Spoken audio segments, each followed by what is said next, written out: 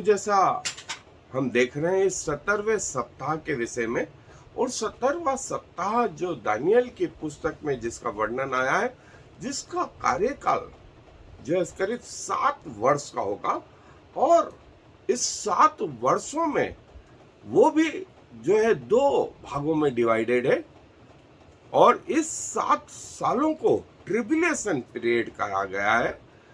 7 सालों को ट्रिबुलेशन मतलब जो परमेश्वर के तमाम विपत्तियों को जो है उनका सामना करेंगे। और इन 7 सालों में 3.5 साल तक शैतान जो है अपने आप को मसीह जैसा बताने में लगा रहेगा कि पीस की बात करेगा, शांति की बात करेगा।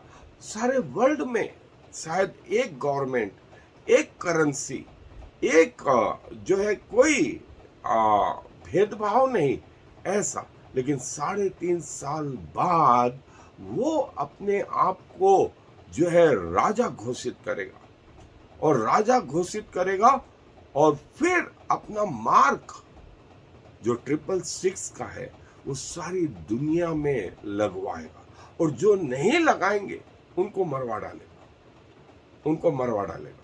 और उस समय सारी बातें इस पृथ्वी पर जो होंगी वो उन्हीं के साथ होंगी जो इस 666 के मार्ग को लिए हुए होंगे। और यही वो समय भी होगा जब परमेश्वर के सारी विपत्तियां, जिसका वर्णन प्रकाशित वाक्य के 5वें अध्याय से, जहां प्रभु यीशु मसीह ने सील खोली, 8वें अध्याय में स्वर्गदूतों ने तुरियां फीकी, और फिर जो है बाद के अध्याय में अंतिम जो विपत्तियां बताई गई कि परमेश्वर के जो है कटोरे जो है वो स्वर्गदूतों ने पृथ्वी पे डालना शुरू करे, जिसके साथ परमेश्वर के प्रकोप का अंत है। ये सब इन 17वें सप्ताह में जो है पूरी होंगे, फेस करेंगे।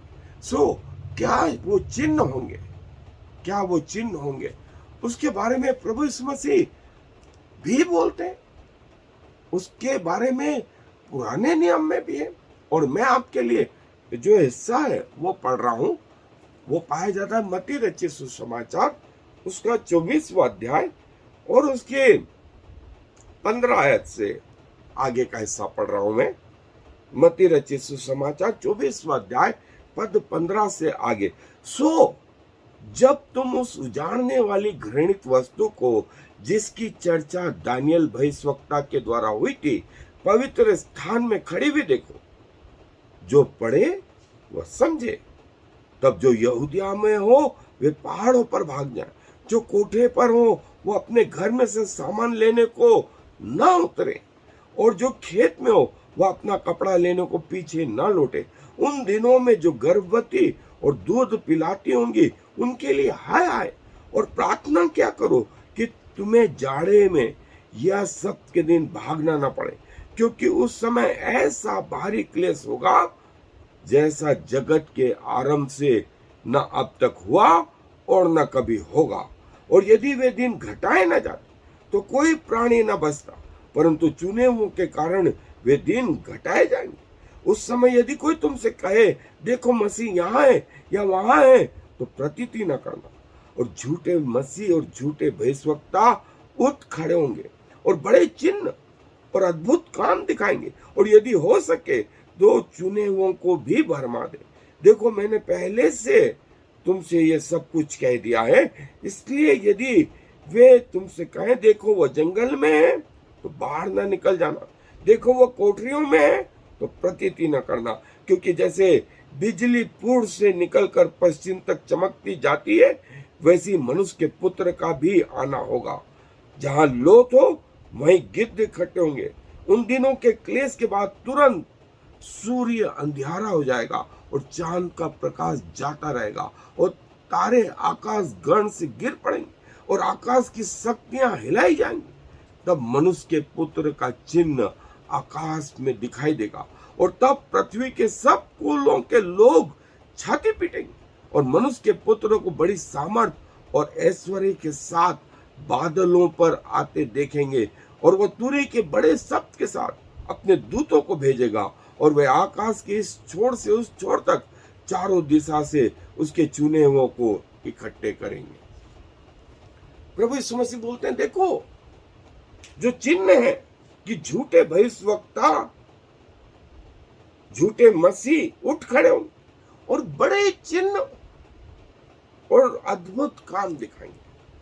हीलिंग मिनिस्ट्री, अन्य भाषाओं की मिनिस्ट्री और बहुत सारी चीजें होती रहेंगी और इतना पावर रहेगा कि ये स्वर्ग से, आकाश से तारों को पृथ्वी पर गिरा देंगे, जिसका वर्णन 13वें अध्याय प्रकाशित वाक्य में। और यदि हो सके तो चुने हुओं को भी भरमा देंगे।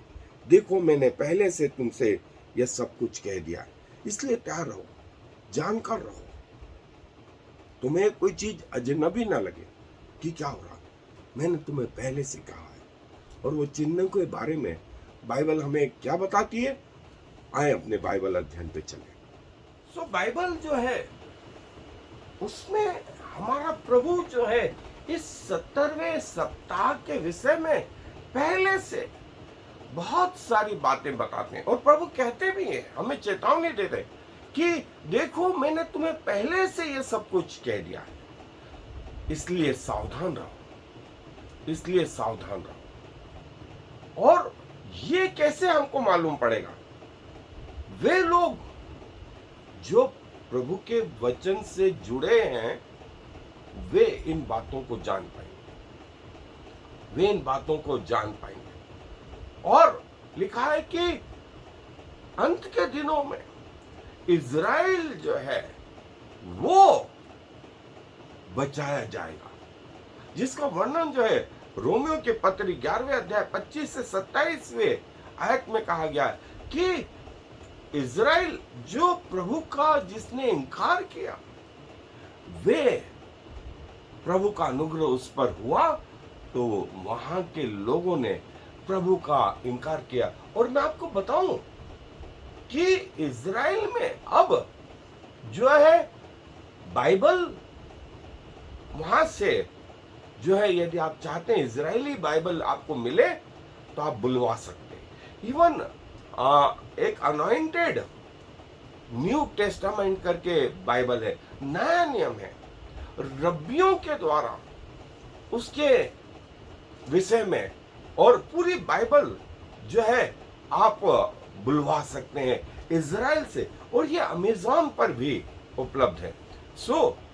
उसमें ये कहा गया है कई रब्बी लोग और वो राष्ट्र प्रभु की ओर पलटा और वे प्रभु को ग्रहण कर रहे हैं अपना उद्धारकर्ता के रूप में।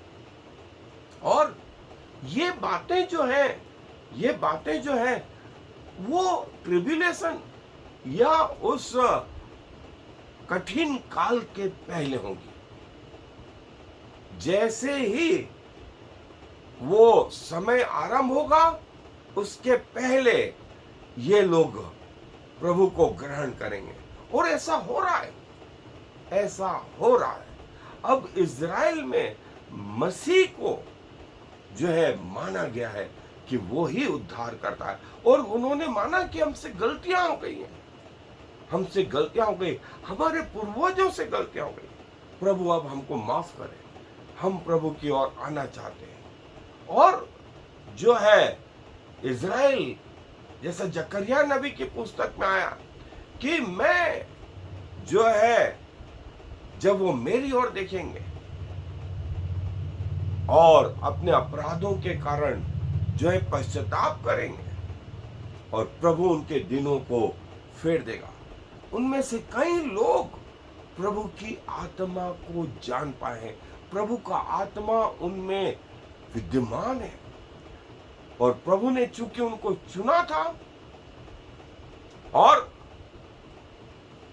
न सिर्फ इज़राइल में वरन कई राष्ट्र जो है प्रभु के पास आएंगे, प्रभु को जानेंगे और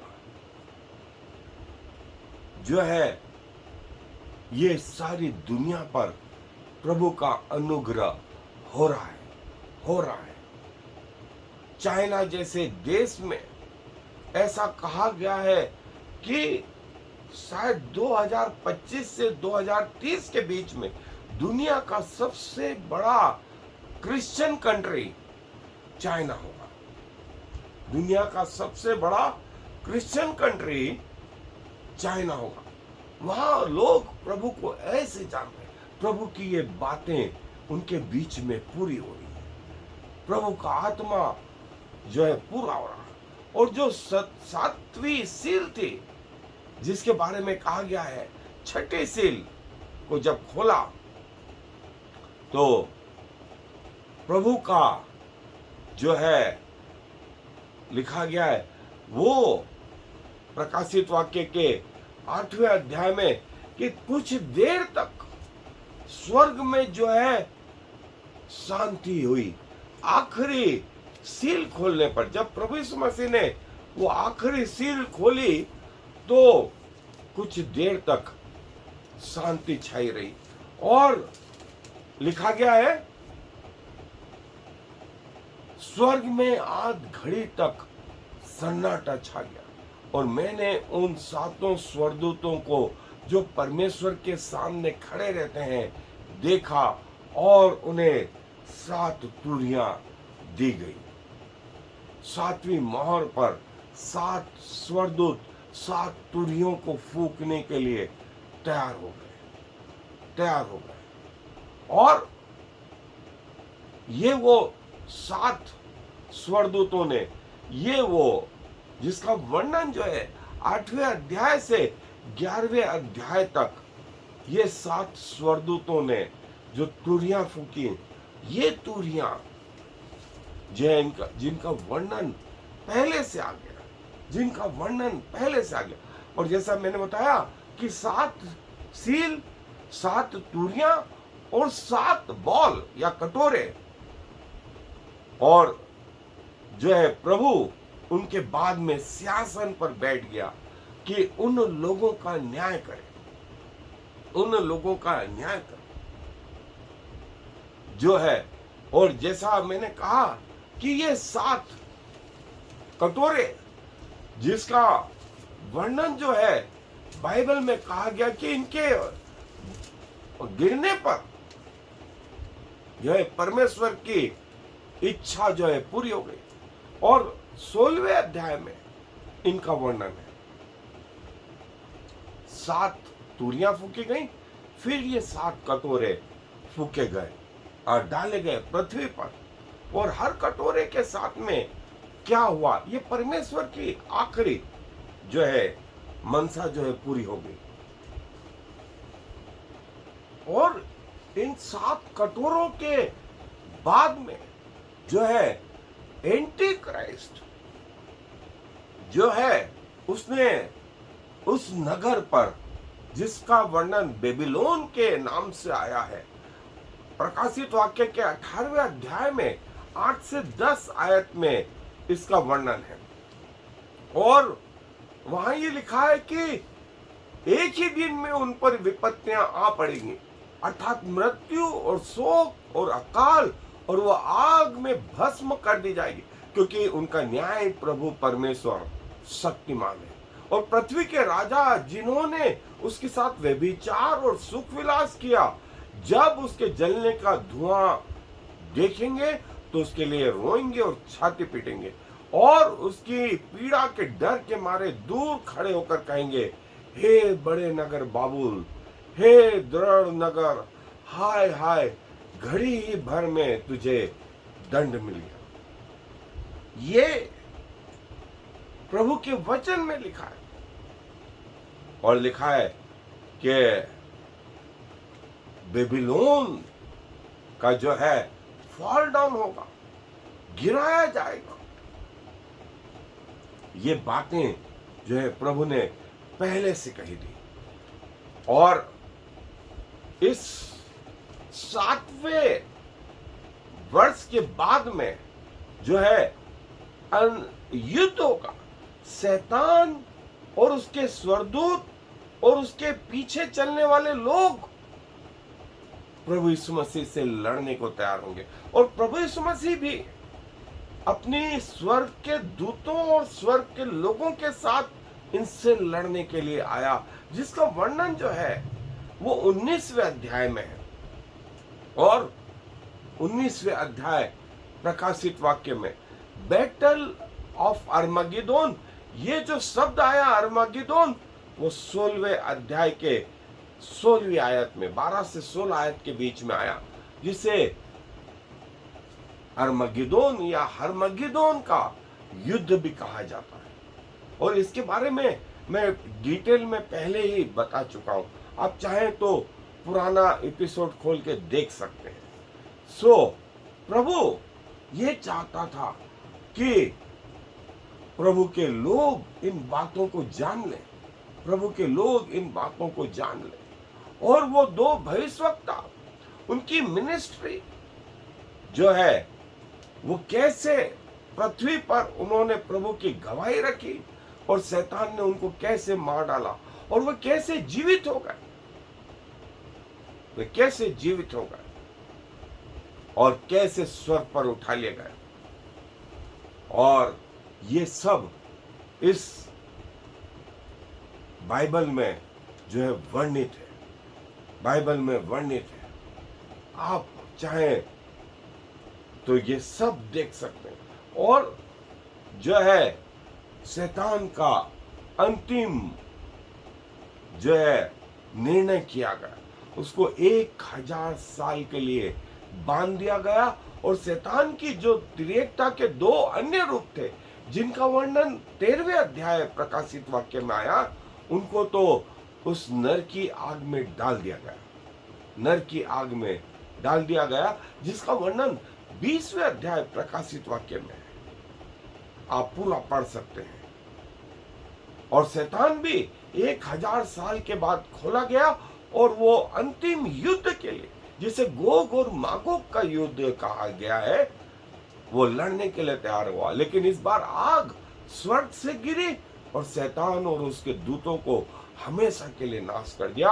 और शैतान और उसके दूत उस अनंत आग में डाल दिए गए, अनंत आग में जो कभी नहीं बुझती, जहां पहले से उसकी तिर्यकता के दोनों रूप विद्यमान थे, वे भी, और जिन किसी के नाम जीवन की पुस्तक में नहीं लिखे मिले, वे जो है वो भी उस आग की झील में डाल दिए गए। और जो है उसके बाद अंतिम निर्णय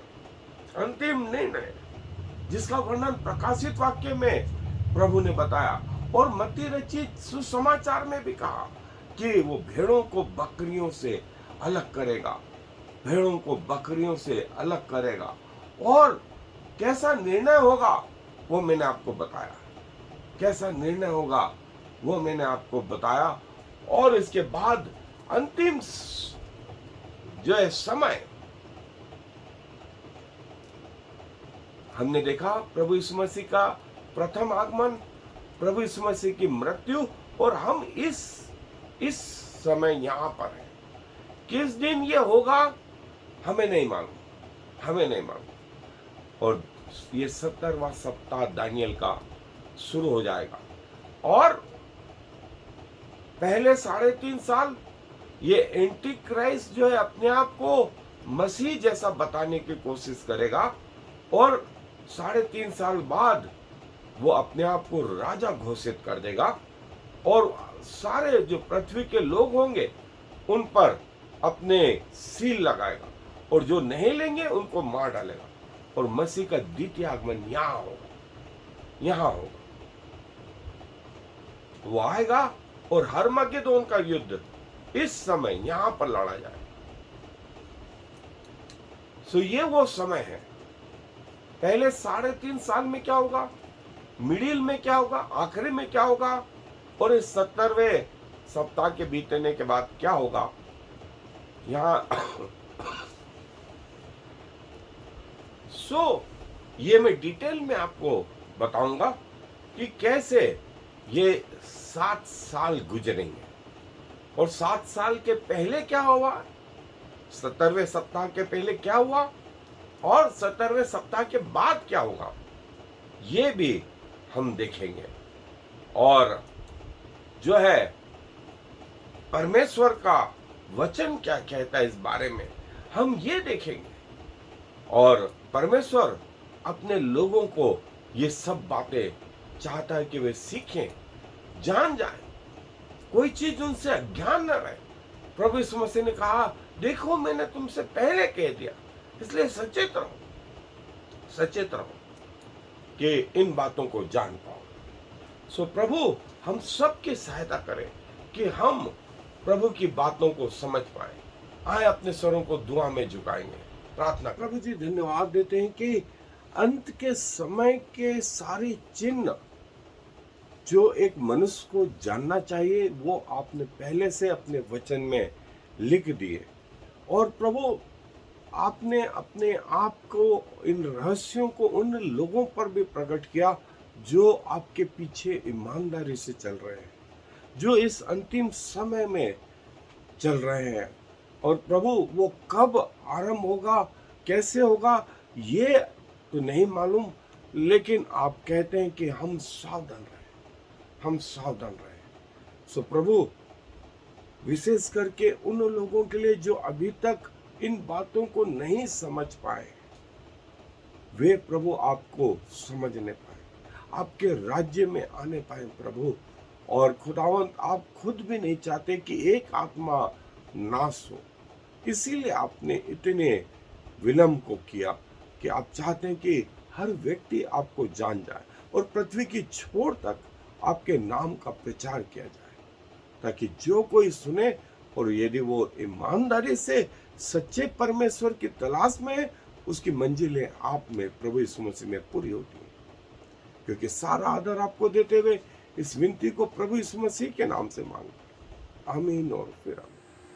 Shema Yisrael Yahweh Eloheinu Yahweh Echad. Hear, O Israel, the Lord is our God, the Lord alone.